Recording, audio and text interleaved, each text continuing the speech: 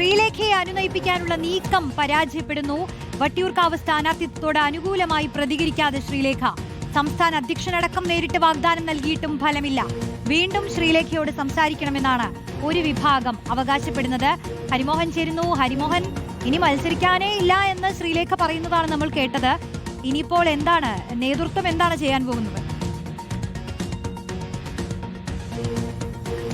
റോഷ്നി, അവിടെയാണ് പ്രശ്നം. ഇത്രയും ദിവസം ഈ വട്ടിയൂർക്കാവ് ഓഫർ അത് പൂർണ്ണമായിട്ടും നിരസിക്കുകയോ അല്ലെങ്കിൽ അംഗീകരിക്കുകയോ ശ്രീലേഖ ചെയ്തിരുന്നില്ല. അതായത് ഈ മേയർ സ്ഥാനം കൈവിട്ടു പോയതിനു ശേഷം നേതൃത്വം സംസ്ഥാന അധ്യക്ഷൻ രാജീവ് ചന്ദ്രശേഖറും സംസ്ഥാന ജനറൽ സെക്രട്ടറി എസ് സുരേഷും അടക്കമുള്ള നേതാക്കൾ പലതവണയായി വീട്ടിലെത്തിക്കൊണ്ട് ഈ പല ഓഫറുകളും മുന്നോട്ട് വെച്ചിരുന്നു. അതിൽ ഏറ്റവും പ്രധാനപ്പെട്ടത് അടുത്ത നിയമസഭാ തെരഞ്ഞെടുപ്പിൽ വട്ടിയൂർക്കാവിൽ നിന്ന് മത്സരിപ്പിക്കുക എന്നുള്ളതായിരുന്നു. പക്ഷേ അതിനോട് അനുകൂലമായോ പ്രതികൂലമായോ ഇതേവരെ പ്രതികരിച്ചിട്ടില്ലായിരുന്നു.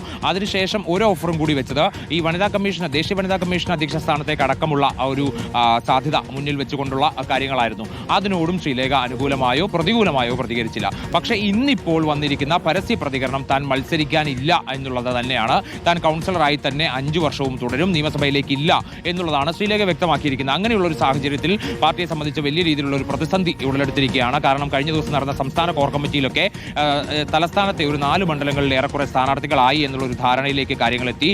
അവിടെ കേന്ദ്രീകരിച്ച് പ്രവർത്തിക്കാൻ ഇവരോട് പറയാൻ വേണ്ടിയുള്ള തീരുമാനത്തിലേക്ക് എത്തി. അങ്ങനെ ഒരു സാഹചര്യം, അതായത് കഴക്കൂട്ടവും തിരുവനന്തപുരവും വട്ടിയൂർക്കാവും നേമവും അടക്കമുള്ള സീറ്റുകളായിരുന്നു ഈ പരിഗണനയിലുണ്ടായിരുന്നത്. വട്ടിയൂർക്കാവൊക്കെ ശ്രീലേഖയെ മുൻനിർത്തിക്കൊണ്ട് പിടിച്ചെടുക്കാൻ കഴിയുമെന്നുള്ളൊരു പ്രതീക്ഷയായിരുന്നു BJP സംസ്ഥാന നേതൃത്വത്തിലും ഉണ്ടായിരുന്നത്. പക്ഷേ ശ്രീലേഖ ഇങ്ങനെ പറയുമ്പോൾ ഇനി എന്ത് ചെയ്യും എന്നുള്ളൊരു ആശയക്കുഴപ്പമുണ്ട്. അതിലൊരു വിഭാഗം നേതാക്കൾ പറയുന്നത് വീണ്ടും സംസാരിക്കണം. ഇപ്പോൾ പെട്ടെന്നുള്ള ഒരു രോഷത്തിൽ അല്ലെങ്കിൽ ഒരു അതൃപ്തിയിലൊക്കെ പറയുന്നതാവാം. ഇനി ഒരു പക്ഷേ കൂടുതലായി സംസാരിച്ചാൽ അല്ലെങ്കിൽ ഒരു അനുനയ ശ്രമം വീണ്ടും നടത്തി കഴിഞ്ഞാൽ ഒരു പക്ഷേ വട്ടിയൂർക്കാവിൽ ശ്രീലേഖ തന്നെ മത്സരിപ്പിക്കാൻ കഴിയുമെന്നുള്ളതാണ് ഒരു വിഭാഗത്തിന്റെ പ്രതീക്ഷയായി അപ്പോഴും നിലനിൽക്കുന്നത്. പക്ഷേ എത്ര വട്ടമാണ് ഒരാളോട് സംസാരിക്കുക എന്നുള്ള ഒരു പ്രശ്നം അവിടെ നിലനിൽക്കുന്നുണ്ട്. ഈ മേയർ സ്ഥാനത്തെ പോയതിനു ശേഷം പലവട്ടമായി നേതാക്കൾ വീട്ടിലെത്തി അനുനയിപ്പിക്കാനുള്ള ശ്രമങ്ങൾ നടത്തുന്നുണ്ട്. അതിനോടൊന്നും തന്നെ ചേർന്ന് നിൽക്കാതെ വീണ്ടും പ്രശ്നങ്ങൾ, അതായത് സത്യപ്രതിജ്ഞ ചെയ്യുന്ന സമയത്ത് മേയറൊക്കെ സത്യപ്രതിജ്ഞ ചെയ്യുന്ന സമയത്ത് ഇറങ്ങിപ്പോരുന്നു.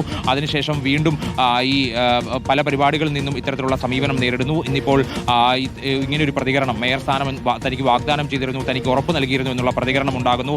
ഈ MLA ഓഫീസിനെ ചൊല്ലി BJP നേതൃത്വത്തോട് ആലോചിക്കാതെ വലിയ രീതിയിലുള്ള കോലാഹലം സൃഷ്ടിക്കുന്നു. അങ്ങനെ നിരന്തരമായി പ്രശ്നം സൃഷ്ടിക്കപ്പെട്ടിരിക്കുകയാണ് ആ സംസ്ഥാനത്ത്, അല്ലെങ്കിൽ സംസ്ഥാന നേതൃത്വത്തെ വലിയ രീതിയിലുള്ള ആശയക്കുഴപ്പത്തിലേക്ക് തള്ളിയിട്ടിരിക്കുകയാണ്.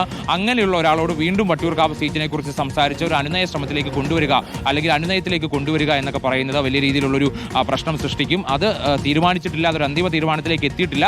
അത് കൂടുതൽ ചർച്ചകൾക്ക് ശേഷം ശ്രീലേഖയോട് എങ്ങനെ സംസാരിക്കണം, ഇനി സംസാരിക്കണോ എന്നൊക്കെയുള്ള കാര്യത്തിൽ ഒരു അന്തിമ തീരുമാനത്തിലേക്ക് ഇനിയും എത്തേണ്ടതുണ്ട്. അതല്ല എന്നുണ്ടെങ്കിൽ വട്ടിയൂർക്കാവിൽ മറ്റൊരാളെ കൂടി പരിഗണിക്കണം. അതും വട്ടിയൂർക്കാവ് പ്രതീക്ഷ വെച്ച് പുലർത്തുന്ന ഒരു AK ആറ്റക്കര A ക്ലാസ് മണ്ഡലമായതുകൊണ്ട് തന്നെ സ്വാഭാവികമായിട്ടും അതിലേക്ക് കൊള്ളാവുന്ന ഒരു സ്ഥാനാർത്ഥി അല്ലെങ്കിൽ പ്രമുഖനായ ഒരു സ്ഥാനാർത്ഥി അവരാരെങ്കിലും ഒക്കെ തന്നെ വരേണ്ടിയിരിക്കുന്നു. അത് പക്ഷേ കൂടുതൽ ശ്രമകരമായ ഒരു ദൗത്യത്തിലേക്ക് BJPയെ കൊണ്ടുപോകും. പ്രത്യേകിച്ച് ഈ നിയമസഭാ തെരഞ്ഞെടുപ്പ് ഒരുക്കങ്ങളൊക്കെ തന്നെ വലിയ രീതിയിൽ പുരോഗമിച്ചു, അല്ലെങ്കിൽ കോർ കമ്മിറ്റിയിലൊക്കെ ഒരു ധാരണ ഈ സീറ്റുകളിൽ വന്നു എന്നുള്ള ഒരു നിലയിലിരിക്കെ ഇങ്ങനെ ശ്രീലേഖയുടെ പ്രതികരണം വരുന്നത് BJP സംസ്ഥാന നേതൃത്വത്തെ ചെറുതായിട്ടൊന്നുമല്ല വീട്ടിലാക്കിയിരിക്കുന്നത് എന്നുള്ളതാണ്. എന്തായാലും ഇതേ ചൊല്ലി തന്നെ പാർട്ടിക്കുള്ളിൽ പല ഘടകങ്ങളായി ഇപ്പോൾ തന്നെ രംഗത്ത് വന്നിട്ടുണ്ട്. ഒരു വിഭാഗം ശ്രീലേഖയോട് വീണ്ടും സംസാരിക്കണമെന്ന് പറയുന്നു, മറ്റൊരു വിഭാഗം വേണ്ട എന്ന് പറയുന്നു, വേറൊരു വിഭാഗം വേറൊരു സ്ഥാനാർത്ഥിയെ നോക്കുന്നു, അല്ലെങ്കിൽ പല സ്ഥാനാർത്ഥികളെ മുന്നോട്ട് വെക്കുന്ന അഭിപ്രായവുമായി രംഗത്ത് വന്നിട്ടുണ്ട്. ഇത്തരത്തിൽ ഈ കഴിഞ്ഞ കോർപ്പറേഷൻ ഭരണം പിടിച്ചതിന് ശേഷം ഏറെ സന്തോഷത്തോടു കൂടി ഇരിക്കേണ്ട BJP സംസ്ഥാന നേതൃത്വവും ജില്ലാ നേതൃത്വവും ഒക്കെ തന്നെ ഇത്തരം കാര്യങ്ങളോടുകൂടി കടുത്ത പ്രതിസന്ധിയിലായിരിക്കുന്നു എന്നുള്ളതാണ് ഇതിന്റെ ഏറ്റവും രത്നചുരുക്കം.